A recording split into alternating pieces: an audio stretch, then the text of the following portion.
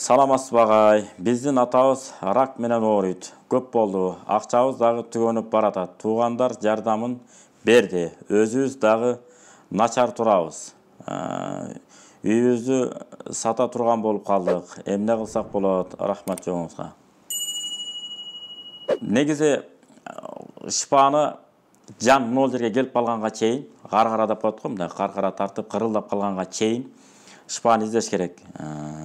Пайгамбар хадистер бар го, оң жака салам берген билем, сол жака салам берем, бере албайм, билбейм депчи. Бул деген сөз ушундай бир заматта мүмкүнчүлүк болуп калат, бир заматта эчтеке болбойт. Жашынакай басып жүрүп эле тамак жеп атып, этке тыгылып өтүп кеткен адамдар бар.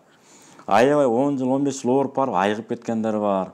Ошон үчүн жакшылыкты, ийгиликти, өмүрдү бул Кудайдан үмүт кылууну эч качан эмне кылбаш керек? Үзбөшүбүз керек. Өмүр бер, ден соолук бер деп. Шпасы чыгып кала берет. Изденсе. Бирок ушуга мисалы чөп чар менен туура тамактануу менен дарыланып, ошол эле учурда хижама деп коет. Биз сунуштайбыз сизге ушуну. Хижама ба кан алуу. Мурунку сабактарда айтканбыз. Кан алдырып, улам кан алдырып, туура жеңил тамактангандарды мындай колдонуп адат кылып алсаңыздар, жеңил тамактанганды. Анан Кудай буйрса, Алла шифа берсе, ажап эмес. Анан эң негизгиси Имам Шафи айткандай, шарият илими бул дин үчүн, медицина илими бул дене үчүн деген. Илм теппе деп коет, дарыгерчилик илим. Ошон үчүн муну дарыгерлерге кайрылыңыздар, Кудайым шифасын берсин.